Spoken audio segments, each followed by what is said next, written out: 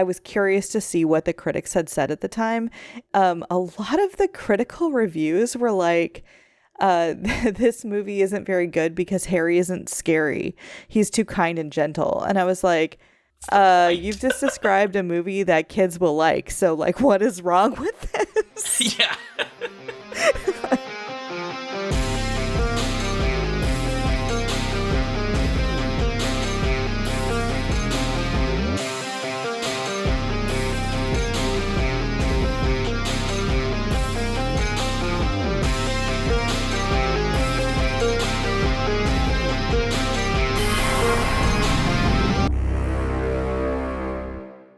Welcome to the Skiffy and Fanty Show's Torture Cinema. Oh, I realized, do you have a tagline? Oh, is that your tagline or is that Daniel's? So I'm channeling Daniel here, okay. Who he was supposed to be here, but then he sadly can't make it, but he loves this movie.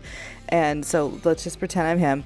So, is a Sasquatch in Canada called Big Meter? I feel like that's a very different Canadian character. Is it because in Canada they measure in meters instead of feet? Oh, I get Daniel's joke. I just thought maybe I should explain it for the audience.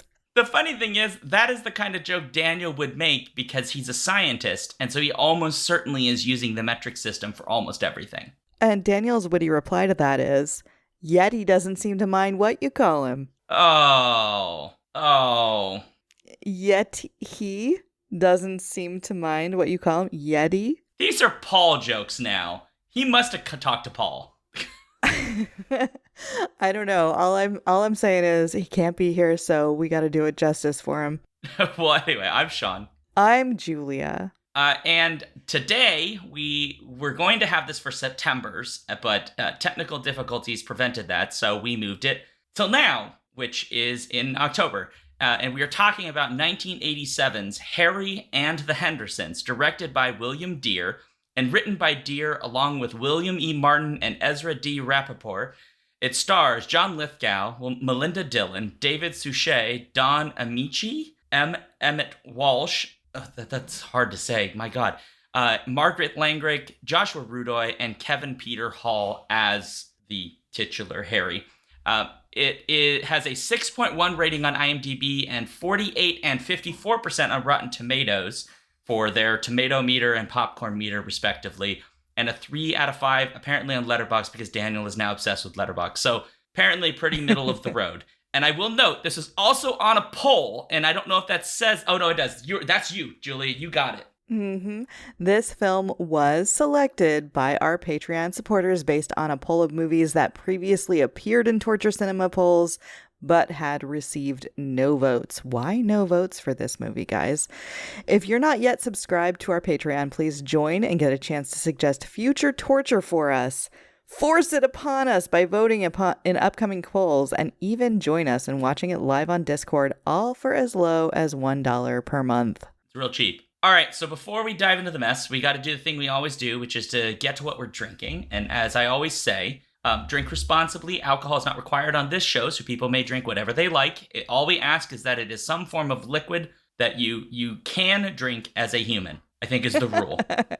So, Julia, with that in mind, what are you drinking? I decided to go thematically appropriate. So today I have my water bottle, but into my water I have put the essence of roses. Oh. So I'm drinking flowers, just like eating a corsage, but liquid. Okay, I thought that was going somewhere else, that some other essence, like Bigfoot No, essence. Roses. Because it's fine to eat your own corsage or your neighbor's rose bush, either way. What about you, Sean? What are you drinking? So I made, a cocktail thing. It has some of my, they say it's chili infused tequila, but I will let you know that it is just basically Tabasco flavored tequila with some hazelnut liqueur and a ginger beer or ginger ale, whatever the. That sounds very complicated. I can't tell whether that would be good or bad. How does it taste? Honestly, not bad. It's really not that bad. It's okay. Fine. I would say the tequila, I would probably. I really just need to get rid of this particular tequila. Some other form of like agave tequila probably would be better. But otherwise, It's fine. It's a little gingery, kind of a little spicy. I put some nutmeg in there too for funsies, Oh, getting ready for winter. Yeah. So I wanted to make like a Bigfoot cocktail, but then I was like, I don't have half the stuff for that, so so that was out. Yeah. So no, but no, that's what I'm drinking. I don't know. The color kind of reminds of like dirty. Oh, it's hard to tell. Like a little bit like dirty pool water. Yeah. Uh-huh. Like the kind of water you might have if, say, you had to wash a Yeti in your pool. Correct. Yeah, or your neighbor's pool. Oh, either way. Yeah. So great. Well, then we're on to summaries. Who's summarizing this movie? Right. Is it you? I guess it's me. Okay. So Harry and the Hendersons, a movie that I actually saw in the movie theater in 1987 when it came out. And I loved this movie as a child, but I had not seen it since I was a child, and I had basically forgotten everything in it. It is a movie about the Henderson family with a dad who loves hunting, taking his family camping in the sort of Pacific Northwest redwood forest mountain area. And on their way home from their camping trip, where his son has shot his first rabbit, which is a weird game trophy, I'm just going to say. But they get really excited to show the dead rabbit off to the family. And on their way home, they hit an animal, or they think it's an animal, and then it turns out that maybe it's actually a sentient creature that is not just an animal, but in fact a Sasquatch, question mark. They think it's dead. They tie it to the car. They decide to bring it home. Lots of weird choices in this movie. The dad threatens to shoot it. There's a bunch of stuff about guns in this movie that has a very confusing gun control or not message. Yeah. And there's a lot of back and forth about whether they should take it home or not. Anyway, they decide to, and partway home, it turns out it's still alive. So then they hit it with the car a second time. And they do manage to get it home, and it turns out to be definitely still alive and totally a friendly, lovable, big Sasquatch who is very, very upset that they have clearly killed other animals and does not like to see the trophies from the hunting on their wall, and kind of does some house destruction, partly by accident, partly because it's upset about the animals' deaths. And then ceilings they teach being too low. The ceilings are too low. It habitually like pops out the ceilings of the car. They decide that actually it's friendly and they like it. So then they teach it some tricks, and Dad teaches it the command sit like a dog. And Harry, that they've decided to name it Harry eventually, loves to sit by jumping up and then like falling down in such a way that will destroy whatever he quote sits on. An ongoing gag throughout the entire movie. Meanwhile, David Suchet, who you may know as Poirot if you ever watched the Poirot series. Oh, you're right. That is Poirot. Poirot is hunting. He's been hunting this Bigfoot for years, and he is on the trail, and he's having arguments with his sort of like mentor slash employer slash, I don't know, colleague, played by Don Amici, about whether or not there actually is a Bigfoot and all this other stuff. He's hunting and starting to make trouble for them, totally wants to like kill Harry. They don't want him to kill Harry. Meanwhile, the dad of the Henderson family's father owns a big gun store, and the dad works there. So there's a lot of question about whether or not he wants to promote violence at the gun store, and the dad wants to take advantage of this Bigfoot sighting stuff to sell more guns to encourage people to shoot Bigfoot. But Mr. Henderson has realized that Bigfoot's actually friendly and doesn't really want people to do that, and is embracing his creative side as an artist and draws a friendly version of Harry, which his dad doesn't appreciate. But there's some question about whether he's going to turn down his violent upbringing and disappoint his dad and stand up for himself. Also, I forgot that when Harry first gets home, he's really hungry, so he destroys the refrigerator, goes through it looking for whatever he can find to eat, and eats the teenage daughter's corsage, which she had been saving up for 6 months to buy for herself to wear on her 16th birthday. That's right. Yeah. I have a lot of questions around that. But anyway, Harry eats that, hence my rose water, because I was like, yeah, eating flowers, it's the way to go. Um, and in the end, Harry makes good on this. He realizes that it's been bad and he shouldn't have done that. So he goes next door and takes all the roses off their neighbor's rose bush and gives them to the daughter.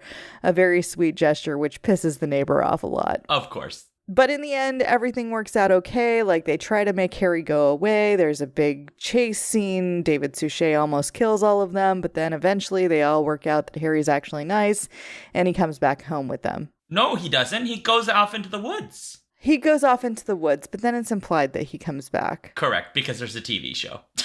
Yeah. Yeah.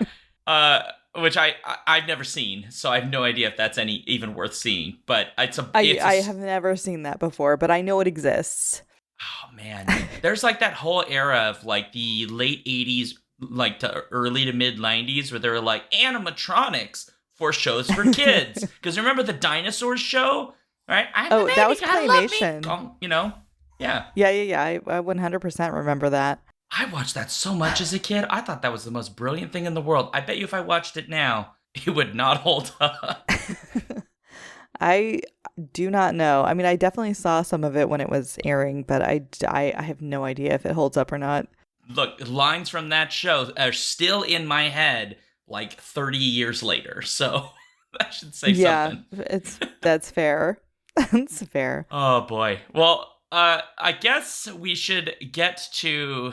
Oh, I feel like we have to go backwards on this one. Because... So we're going to start with dislikes? I feel like you and I are not going to disagree terribly on whether this movie is good or bad. Yeah, I mean, I feel like it's hard to hate this movie. Exactly. So yeah. I don't think anybody's really going to hate it. Yeah. So are you okay with going backwards? Yeah, we can go backwards. All right. So what is your dislike, Julia? I feel like my main dislike with this movie was that a sense of it could have been a better movie if it had more of an idea of what it actually wanted to say.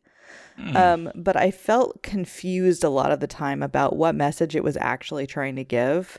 Because there was like, Harry was so like, oh no, don't kill other animals. And then he just eats their goldfish. But that's fine. Like, don't kill other animals, except I will eat your pet and that will be fine. And I guess, he's a pescatarian, but it was still a little bit like, oh, okay. And then there was a lot about like guns and whether those were okay or not, which I feel like that specifically might not have aged particularly well too, because we really didn't get a clear idea of where this movie stands on the gun issue. But I feel like in the meantime, we've had more and more mass shootings throughout the US, like all the time. And so I would sort of expect any movie that actually like takes a stand on guns to really be like, actually, they're bad and we don't need them. Yeah. And I feel like there's a lot of stuff like that where I was just sort of like, I'm very confused about what is ultimately happening here and who's got what point. And there wasn't a whole lot that made sense about it to me. Just like I don't know whether to love or hate the corsage thing, because that was another thing where I was just like, wait, I'm so confused.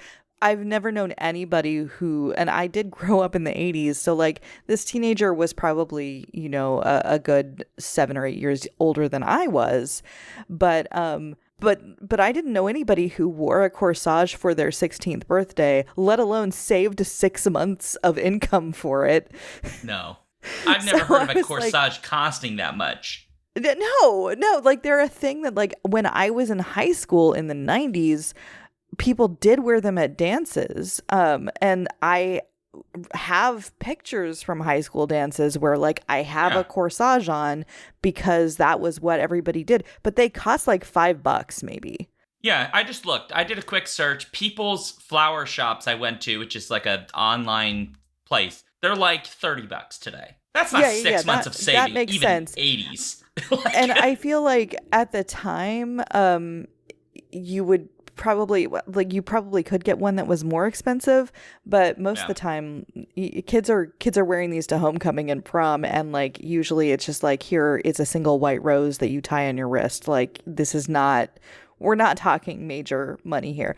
Not at all. No, and I'm sure you can get cheaper ones than what I found in 3 seconds of Googling, right? So it's a weird choice, because you're right. It makes almost no sense. And the amount of damage Harry does to make amends for it is certainly in excess of the 6 months worth of saving that she did, because he destroys how many rose bushes? Like the entire yard worth of roses, and the neighbors like really like, who did this to my roses? Which I guess is supposed to be funny because I think the whole thing about Harry. Then that's true. She calls him Kimchi, and his name is Kim Lee. Yeah, like at least the one thing I will say for this movie, which is a like progressive for the 80s certainly, is that there isn't a lot of that kind of horrible stereotypical racism in the movie. This is like the one scene, and she has like a yard work person, and she calls him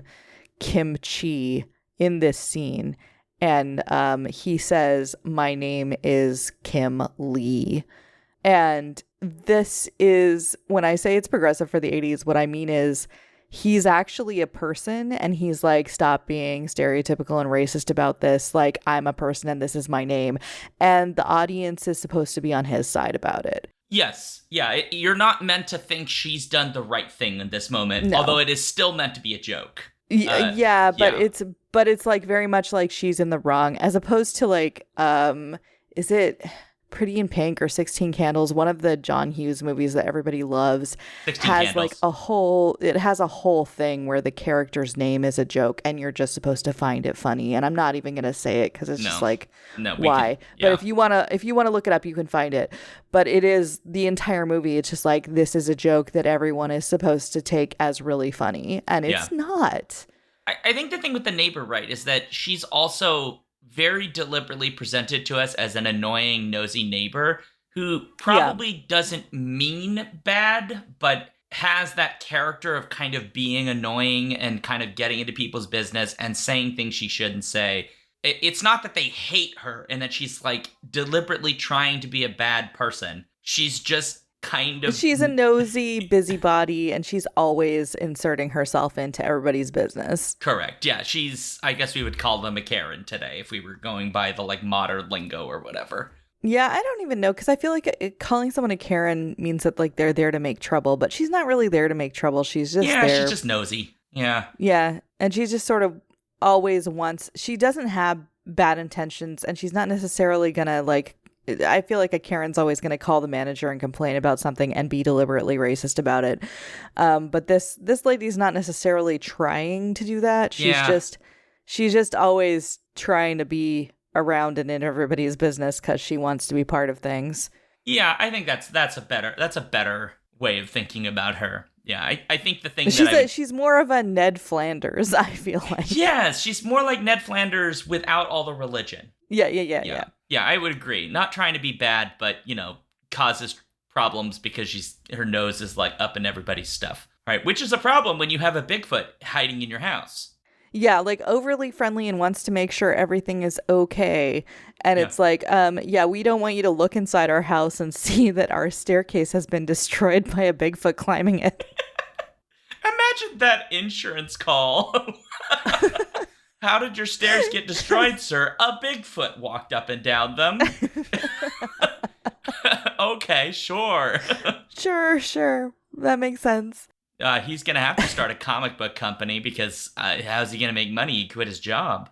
Well, I mean, I guess he can make money with his art now that he's embracing his creative side. He's actually good. His dad's he's stupid. Good at his art. I don't get it. Like, I get they're doing the whole thing where, like, the dad didn't support him because the dad had his own, like, very specific ideas that like, sort of sense of masculinity that he exudes. And the son never really fit into that, but tries to. Yeah. And here we go. He's going to now become the artist. I feel like this is another place where it's like, I think of the messages, that one kind of got through the best, but it was still kind of a little bit muddled and I think it could have. I think everything that this movie sort of wanted to say could have been said in a more clear and meaningful way a lot of the time. I think part of it is the structure of the film. It's structured as a slapstick film for kids in much of the film. And so there's not a lot of time spent.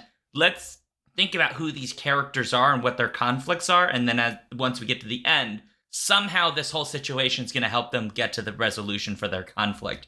The conflicts sort of kind of appear and kind of sort of get resolved. And some of the messages that are supposed to come out of that conflict sort of kind of come through, but they're not maybe as clear as they could be. Like, I think to me, the one that felt the strongest was the environmental message. Because I think it's pretty blatant, right? That like killing animals bad, treat nature with a little bit more respect, because like there's nice Bigfoot people that live out there, and you shouldn't just assume that nature is this thing you're meant to go destroy. Because I think they basically say that after the like old retired professor who used to hunt Bigfoot kind of comes and stays with them. They basically say like we've treated nature as this thing where we don't like enjoy its beauty and what makes it wonderful. And Harry is basically teaching them this message. And because it turns out Harry is adorbs. He is adorable. Yeah, and he's genuinely just like kind and empathetic.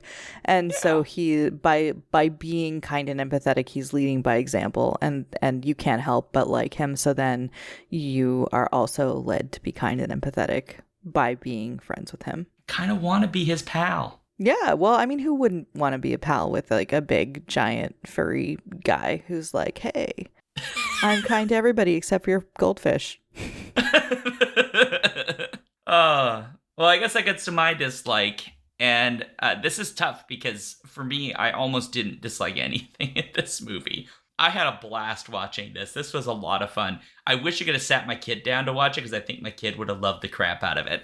But the cards didn't line up. But if I was to think about something that I did not like, I understand the ending. I get it. I get okay, like, they wander off into the woods and then they see other Bigfoots like come out and like, isn't that kind of cool? I get that ending, but I don't like it because I feel like there's a clashing of cultures that is also part of this story. And I feel like that part just gets like, it's over now. The clash is over. And I actually find, to me, I want just a different ending where Harry does come and live with them in this little town. It's like, there's a Bigfoot. He lives down at the Hendersons place. And that's the new story, is like Bigfoot's getting into trouble again and the town's just trying to work through it. But it kind of feels like at the end, when John Lithgow's character, George, does this whole thing where he like tries to be mean to him to get him to go away and all of these things. I understand what they're going for, but I felt like it was not as satisfying. And I want the more satisfying ending where like Harry, that he's just part of the family now. That's Harry. Yeah, he really loves his, was it like Three Stooges or whatever it is with the chimp throwing like stuff at people? Like that, he's into that stuff. And I don't know, I want that. I want the happier ending and not the one where he just disappears in the woods and we never see him again. Even though technically we do because there's a TV show. Yeah, so I felt like the part where John Lithgow is being mean to him, that's like the classic, you gotta like make the thing that you love go away to be safe or whatever thing.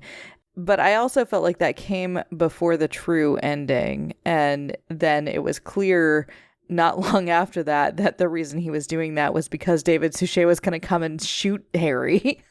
Yeah. And I think my understanding was that Harry then also understood why he was doing that. And that like when we did see all the other Bigfoot family members come out, this was a happy ending because it showed that there had been so much question throughout the entire movie about whether he was the last one and they would be extinct.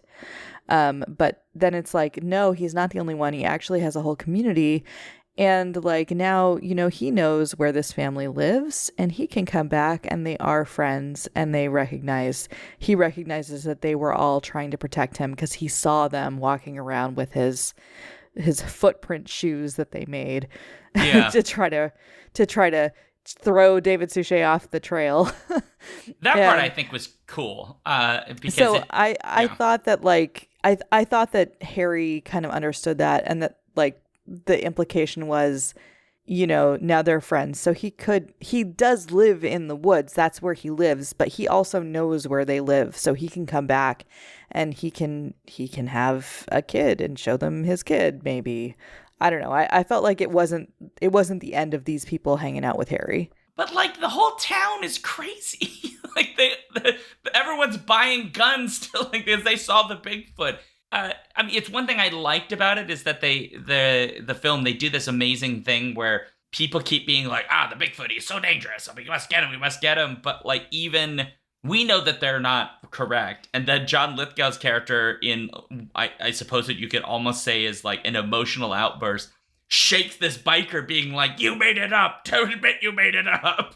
Right. And it's like, everybody's just feeding into this media frenzy. And because that's how you get attention, etc. Because like Bigfoot, he's really nice, and I was the one that freaked out is not the story that people want out of the news. Yeah, and I think the news has gotten much worse since 1987 on that score. Yes. But I also think that there's a lot to be said for news stories don't last very long and people forget them pretty quickly. So if you just wait a week, people will forget that there was a Bigfoot sighting. They won't remember that this is the thing that they were worried about. And you can go also the Hendersons know roughly where Harry lives. So if they come back and go camping, what are the chances that they end up hanging out with Bigfoot friends? They're nomadic. Yeah, but they know where the Hendersons go, though. I feel like it's entirely possible that they could meet up. I don't think the movie ends with the idea that you will never ever see more friendship between them. I just want the sequel then, where they go back out into the woods and it's like them at a camp party together, like Harry, and he brings his family and they camp. Yeah, I mean, I feel like that sequel could exist. Also, you could try to watch that TV show. I've never seen it, but maybe... maybe it's good?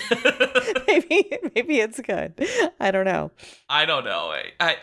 I'm afraid to watch it because I'm afraid it'll be really bad. And I don't know. I don't want it to ruin my joy of this movie. That's fair. Yeah. I really don't dislike it. I just don't. Yeah. So speaking of joy, I was just going to say, what is your like? Because we were going backwards. So what's your like? Easy peasy. I think my favorite thing in this whole movie is how good the animatronic head mechanism for Harry and Harry in general is in this movie. I was surprised when so I had also not seen this since I was a kid. When you mentioned it'd been since I was a kid, and I was like, I think I saw this maybe in the early 90s, maybe. And I've never seen it since. And so my immediate thing was, I know that it had a dude in a giant suit thing. Yeah. And my inclination would be, well, it's old. It's probably not going to be very good. Probably like a little thing that barely moves like the Planet of the Apes mouths, right? And I was surprised that was not the case. It was a pretty articulate mask. The mouth moved really effectively. I mean, to be fair, he doesn't have to talk, right? It really just makes noises, most of it. His smile is adorable, right? When you said how could you hate him? He's when he smiles, he looks like the sweetest creature you've ever met in your life. You just want to hug the guy. Everything about him, I just thought was beautiful and really well done, and it made me happy. This should be an attraction at an amusement park. I would 100% get a Harry hug for one of these animatronic. It's so good. It's so good. So good. All right. Yeah. I mean, I don't disagree. I think it was a lot of fun. I think it's from a time when we were still doing practical effects, and I really enjoy practical effects. And it's a Universal movie, and Universal is consistently known for their monsters. So it makes sense that they would have done the work to make a good, convincing monster, even if it's a friendly one. Did you notice they did lots of fun anthropology things with Harry too? Yep. We know that they're capable of intelligent thought. They can learn. They're vegetarians, although pescatarian, because apparently sometimes they eat fish. There's all kinds of little things you learn about their culture. There's a funny thing where when he first sees the deer head and he realizes it's a mounted deer head, he goes and buries it.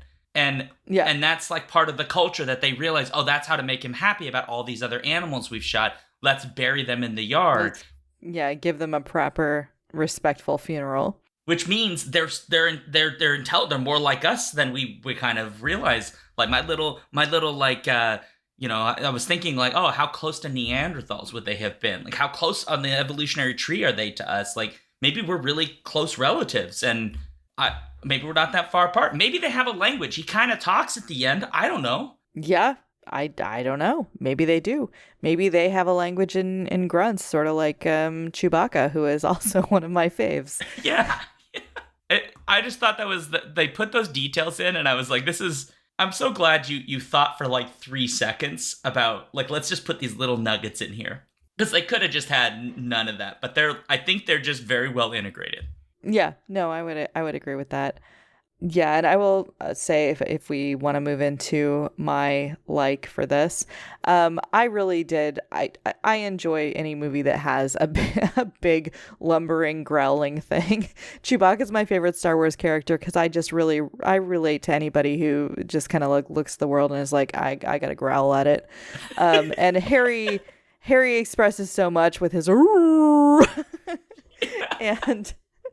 and like you said, the sort of like expressions of his face were really good. You could really tell what emotions he was feeling.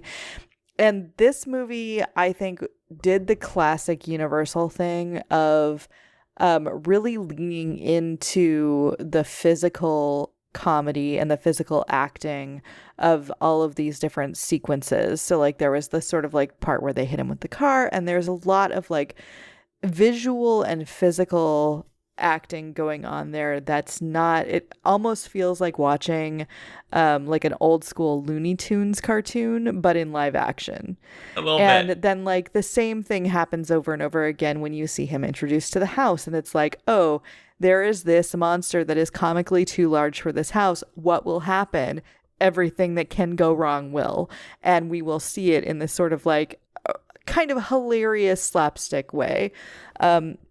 But you get that, and it kind of like throws back to the really early monster movies like the 1931 Frankenstein, where there's a whole sequence where the monster is sort of like chasing people from room to room, or like going to try to make the moves on the bride before, like, but when you see that happening in the old movies, it's like all visual, where it's like she doesn't know he's there, but he's like, haha, she looks pretty good, and then everybody finds out and it's a big chase scene. And that's sort of like the whole point of the movie, is watching everybody go through these very visual slapstick sequences, which can also be a little bit scary or a little bit thrilling or a little bit actiony, but also can be funny. And there's a lot of sort of integration with the score and less dialogue in them. This movie did have a lot of dialogue, but I feel like there was a lot to it that wasn't dialogue. There were long stretches where there was like almost no dialogue. Yeah. And handled pretty well, I think. Yeah. It didn't feel like there's empty space. Yeah, I thought that was the point of the movie. A lot of it was just like watching these sequences unfold, and you knew that like you're kind of moving through the dialogue parts to get to the next one, and then you would have another sequence where you're there to see a big furry monster and what he does, and you're going to get to see it. Did you know John Lithgow, by the way, wasn't originally going to do the movie? No. So he originally said that he thought George would have to act too ridiculous, and he just didn't want to do it. And do you know what convinced him that he should look at the second draft of the script, and what ultimately helped him decide? No, what? The portrait that George draws in the movie. He saw that image. It becomes the portrait that is drawn in the film. He saw that, and apparently he was really impressed by the design and said, "Send me the second draft. I'll look again." And then he ultimately decided, "I'll go and do it." So he was like, "This is actually serious enough that I'm going to do it." Basically, right? Or just not so ridiculous to the point that he has nothing to work with, because he did things like Shakespeare and stuff. He wanted little something for a movie, which is kind of funny given he did Third Rock from the Sun, but whatever. I don't know. Yes. I thought that was really cool. And then I guess Rick Baker did the design for Harry, who he was a special effects creator, won an Academy Award 7 times. Yeah, and this movie did win the Academy Award for that. So and with good, totally understandable. Oh, yeah. Yeah, I think completely and utterly, I don't know what it was up against, so I can't, like, speak to whether it deserved it over other options, but you could see this as the kind of thing that would absolutely get that kind of nod. It's well done. Yeah. And profitable. It made $50 million. Yeah. And why not? Something that I found really interesting was that when I was looking it up, I was curious to see what the critics had said at the time. A lot of the critical reviews were like, this movie isn't very good because Harry isn't scary. He's too kind and gentle. And I was like, you've just described a movie that kids will like. So, like, what is wrong with this? Yeah. The thing is that I don't understand the, like, really negative reviews. Like, I think one LA Times said that it had great technical qualities and Lithgow's performance was good, but then they said that, like, the film itself was, like, weak and had no real substance. But again, I feel like you're reading this film in a context that it doesn't exist in, because it's a film meant for children, you know, and families. It's a family-friendly film. Like, I mean, are you expecting Taxi Driver here? I mean, it's sort of absurd. Yeah, that was definitely my reaction when I read a lot of these reviews. Like, even Siskel and Ebert, I was like, yeah, wait, you're upset that a movie for kids has stuff that kids will like in it? That's your problem with it? Like, I'm very confused right now. And then there was also, like, one review that was like, anybody who's seen E.T. has already seen this movie. I was like, no, this is not actually the same as E.T. No, and Ebert apparently said that he felt there was no awe in the film because, as we've just said, right, his reasoning is Bigfoot is so cute and lovable, et cetera, and gentle. And so there's no sense of mystery or awe, he says. And I gotta say, no, you're wrong. You're totally wrong. That, like, you're just wrong. I'm sorry. That's just not correct. Not at all. I found the fact that it wasn't a big scary monster, but the fact that it's so obviously not, the second you give it 1 second to kind of reveal who it is, I found that really exciting, because then it's like, okay, well, if it's not a big scary monster, then, like, all these Bigfoot hunters are effectively hunting a thing that has no desire to hurt anybody. If anything, that means there's coexistence possible here. We could, like, hang out at campgrounds and, like, have fun together and, like, be friends. I think that's fun and exciting. That's awe-inspiring. I think that sounds great, personally. I also just have a really big soft spot for the redwoods, so I feel like anytime you're doing stuff that's there, it's just sort of awe-inspiring anyway. But yeah, the visuals are good. I miss mountains. Mountains are really good. And live in Iowa, we ain't got that. I love just big old trees. They're great. Me too. Yeah. I think they're wonderful. And I think that that's the nice thing where the environment sort of comes in, is it's like Harry is in that environment. That's where he fits, in this place where the trees are so big that, you know, a Bigfoot is tiny compared to them. Yes. And he's not really meant to live in somebody's, like, house in Seattle. You're right. That's not where he's supposed to live.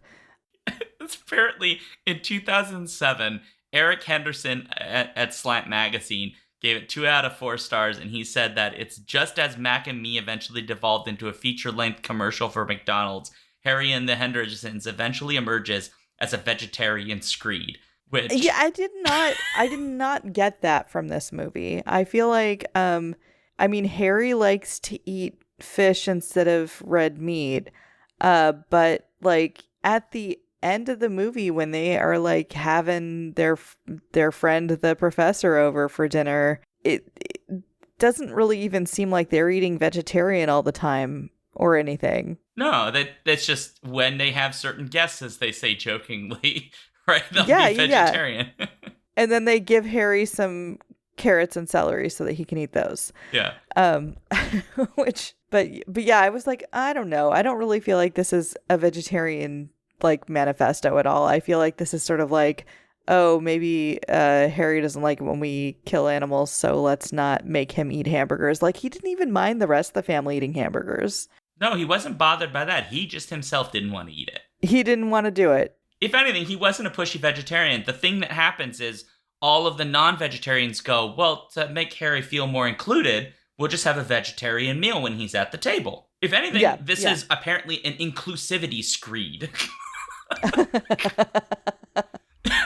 uh, oh, I mean, there was, again, this is another place where I'm like, I don't really know exactly what this movie is going for.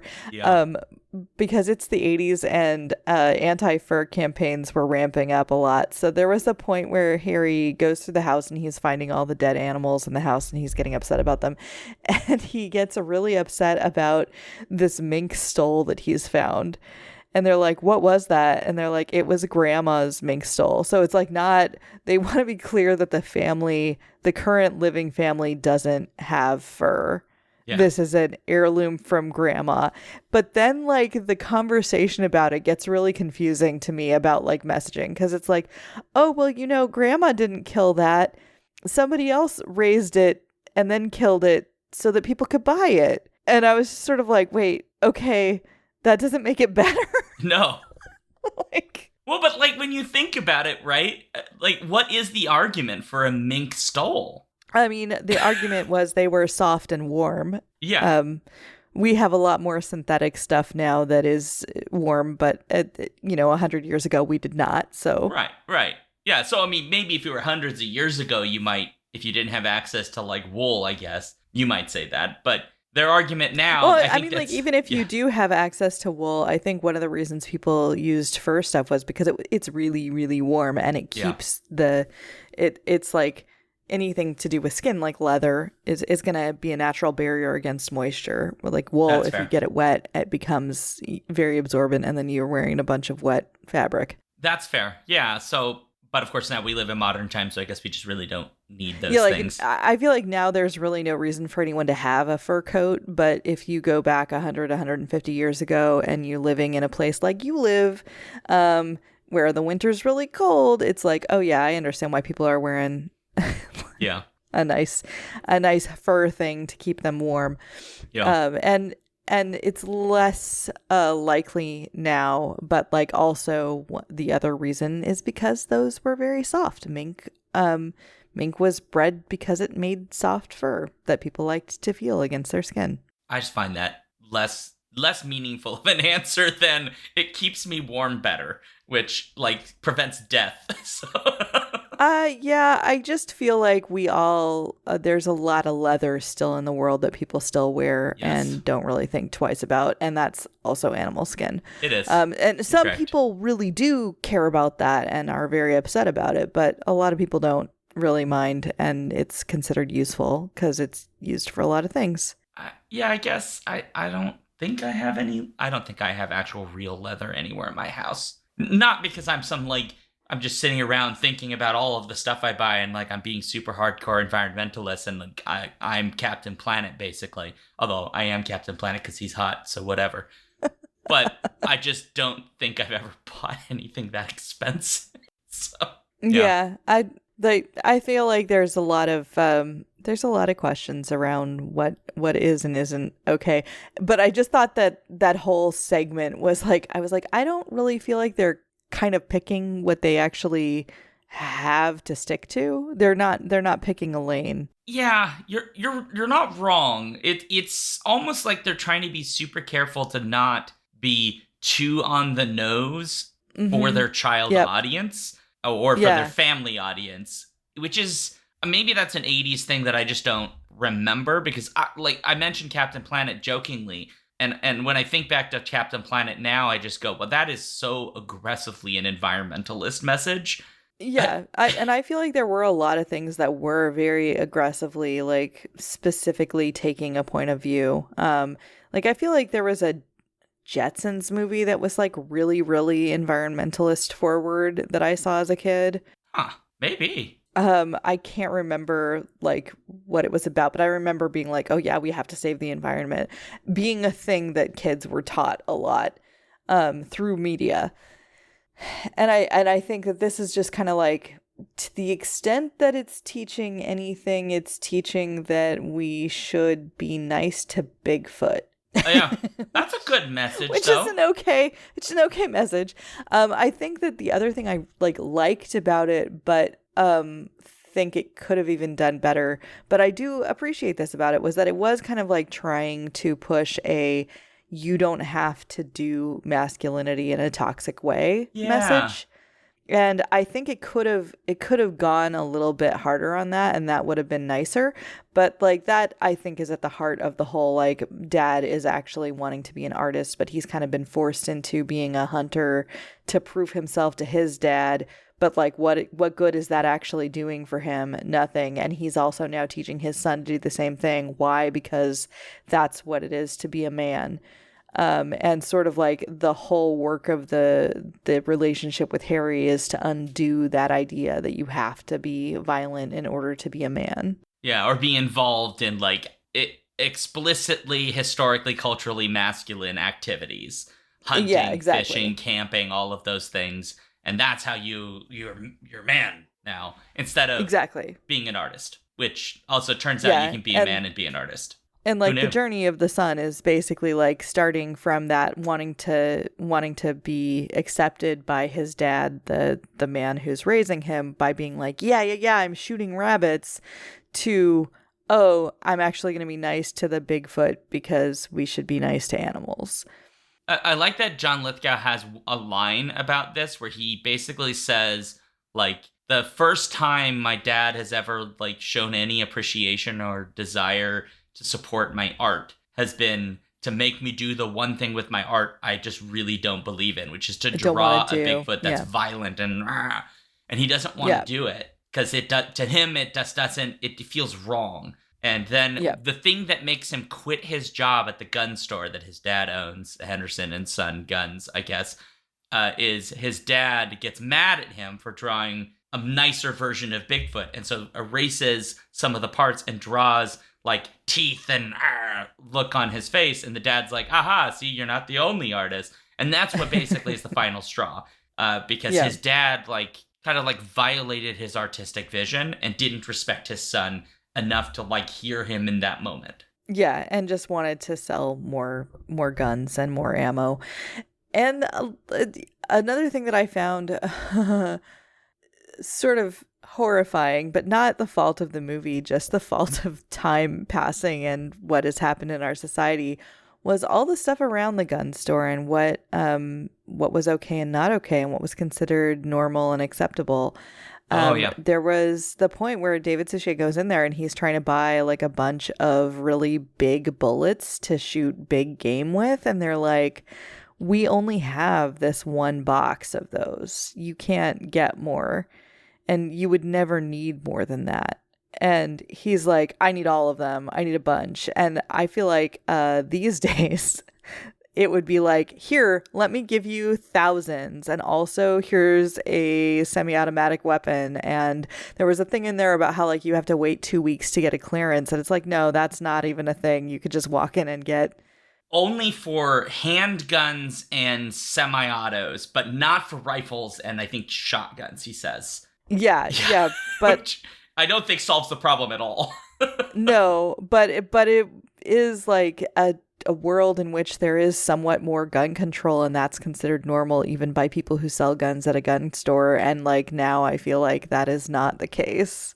It definitely doesn't feel that way. You would think, like, because Lithgow's got this weird, he has like a mindset of, when people ask him things that sound bananas, he's kind of like, what?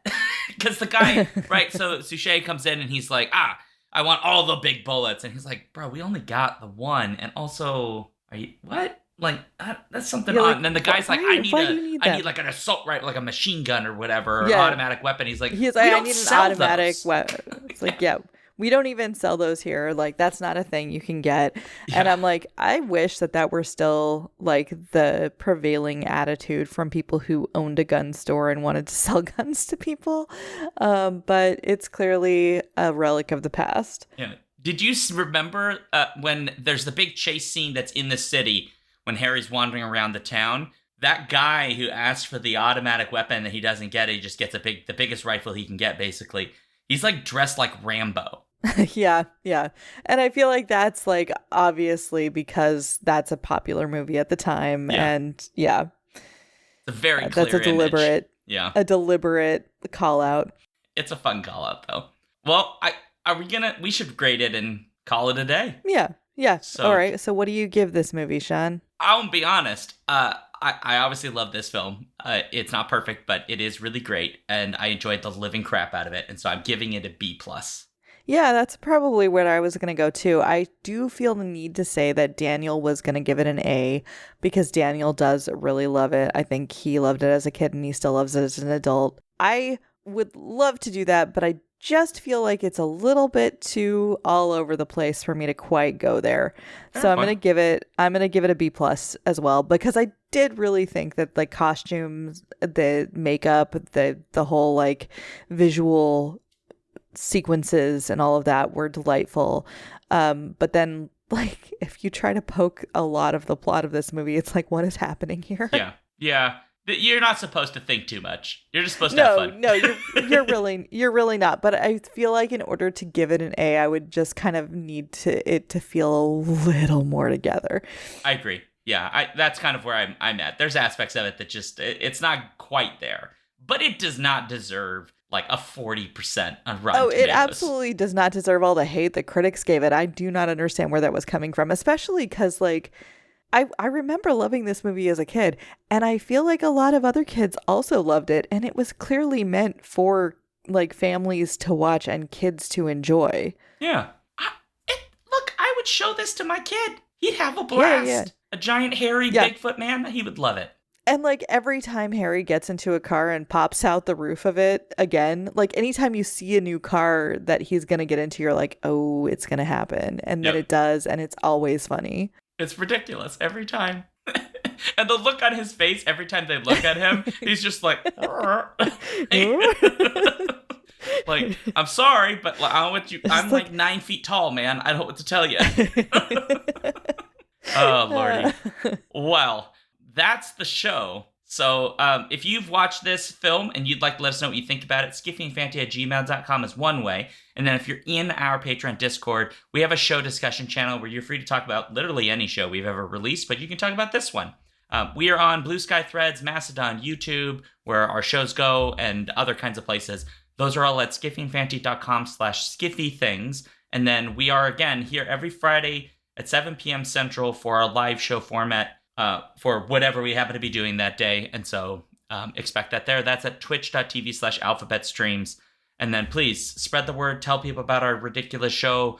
I don't know, share our social stuff, review us, all that stuff. And then if you've got money that you don't need, which is kind of, I think, important, it's money you don't actually need, patreon.com/skiffyandfanty would be helpful if you are inclined. And on that note, I want to say a big thank you to all of our Patreon supporters. We have Andrea the Alluring, Cameron the Chthonic, Carolyn the Benevolent, Carrie the Divine, Chris the Candescent, Dan the Transient, Daniel the Cultured, David the Debonair, JC the Jocular, Jeff the Gracious, Joseph the Jovial, Juan the Junctional, KB the Kind, Karen the Kickass, Kat the Kinematic, and Matthew the Magnificent, Paul the Pious, Phoebe the Eloquent, Robert the Riveting, Robin the Bold, Ryan the Resilient, Sarah A. the Sensational, Sarah E. the Sublime, Sarah O. the Rapturous, Scott the Gentleman, Stephen the Strange, Tari the Thorough, Tanya the Triumphant,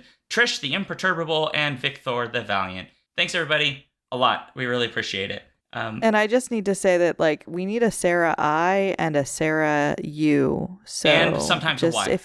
If you know any Sarah I's and Sarah U's who want to join the Patreon, it would really complete our set. Yes, we could definitely do it with that.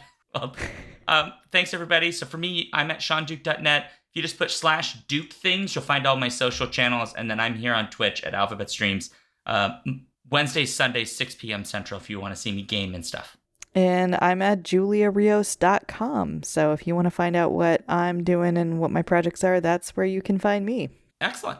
So as required by the Skiffy and Fanny bylaws, I must make it happy, which is really easy with this movie because I think this movie made us both pretty happy. So my happy statement will just be that this has reignited my desire to find a Bigfoot. And I'm just going to go off and eat a corsage. Are you a Bigfoot, Julia? I cannot confirm or deny this. I have so many questions. We'll talk about it off air. And on that note, happy ending and scene.